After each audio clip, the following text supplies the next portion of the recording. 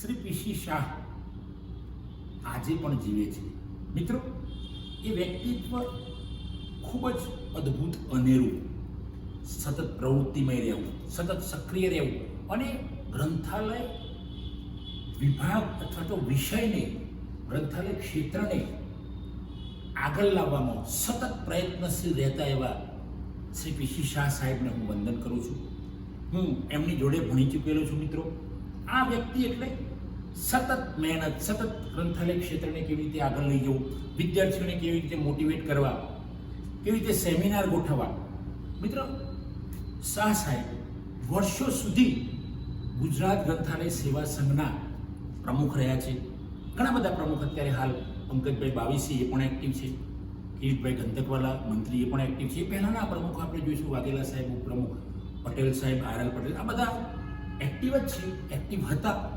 પણ મિત્રો, જે પીસી શાહ જીવન છે એટલા માટે હું કહું છું કે પીસી શાહ અમને ભણાવવા આવતા ત્યારે કંઈક નવું લઈને આવતા, જબરજસ્ત નવું. અને એ વખતે માર્કેટિંગની અમને ખબર ના પડે ત્યારે એમણે લાઇબ્રેરી ફિલ્ડમાં માર્કેટિંગનો ઉપયોગ કેવી રીતે થાય એ વાત પીસી શાહ સાહેબે કરેલી અદ્ભુત રીતે અને સમજાવેલી જબરજસ્ત.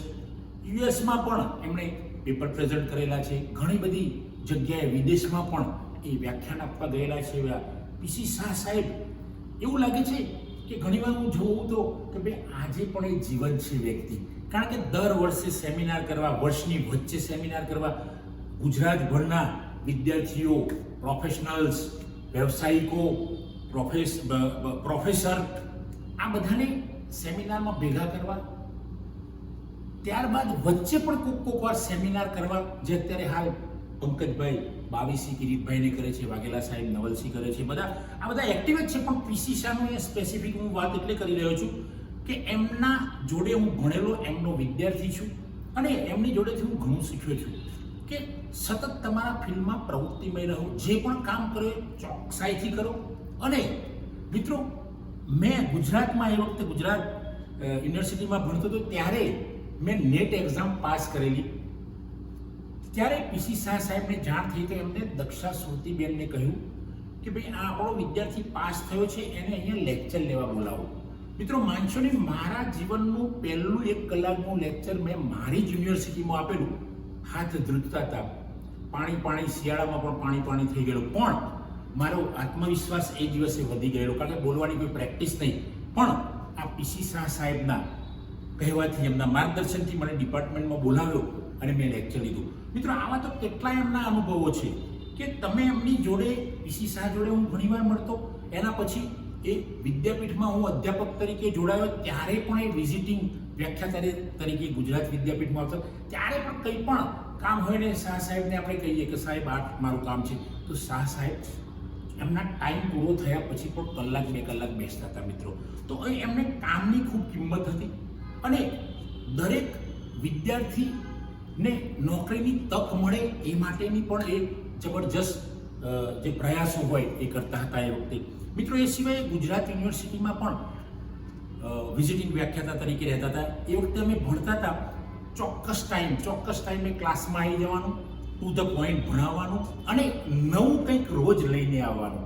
આ નવું લઈને આવવાનું એ પીસી શાહ સાહેબ જબરજસ્ત રીતે, અદ્ભુત રીતે ભણાવે. ઉંમરમાં તો એ વખતે પણ મને ખબર છે લગભગ 80ની આસપાસ પહોંચ્યા હશે, છતાં પણ સ્કૂટર લઈને આવવાનું, ચોક્કસ ટાઈમે આવવાનું, કોઈનો ટાઈમ બગાડવાનો નહીં, કોઈ પક્ષપાત નહીં, કોઈ ઈર્ષા અદેખાય નહીં, કોઈ ભેદભાવ નહીં, કોઈ પણ વચ્ચે કોઈ ભેદભાવ નહીં.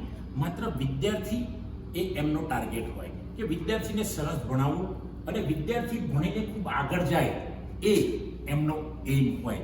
તો મિત્રો, આવા મારા ગુરુજી શ્રી પીસી શાહ સાહેબને તો હું નમન કરું જ છું, પણ એમની જોડે ઘણા બધા વ્યવસાયિકો તૈયાર થયા છે. અટીરામાં વર્ષો સુધી એમને ગ્રંથાલય વ્યવસાયમાં સેવા આપી. ત્યાં પણ એમનું જબરજસ્ત નામ, નિકટાસ સાથે સંકળાયેલા. એ સિવાય એડિનેટમાં સાહેબે બહુ સરસ રોલ ભજવ્યો ડાયરેક્ટર તરીકેનો. આ રીતે તો એમના ઘણી બધી એવી વાતો છે કે હું આ વાતો કરવા એમના અનુભવ વિશેના, મારા અનુભવ વિશે, એટલે કે પીસી શાહ સાહેબનો મને જે અનુભવ થયો છે એની વાતો કરવા બેસું તો ઘણો સમય વીતી જાય. કારણ કે આવા માણસો જીવંત એટલે કહું છું કે પીસી શાહ આજે પણ મારા હૃદયમાં જીવે છે. મારા જ હૃદયમાં નહીં, પણ ગ્રંથાલયની માહિતી, વ્યવસાયમાં જે જોડાયેલા ઘણા બધા વ્યવસાયિકો છે એમના હૃદયમાં પણ પીસી શાહ સાહેબ જીવે છે. કારણ કે આવા અદ્ભુત વ્યક્તિને યાદ કરીએ તો આપણે ભલે જીવતા નથી, ગમે ત્યાં હશે, પણ આપણે પણ જીવંત બની જઈએ, આપણે પણ સક્રિય બની જઈએ.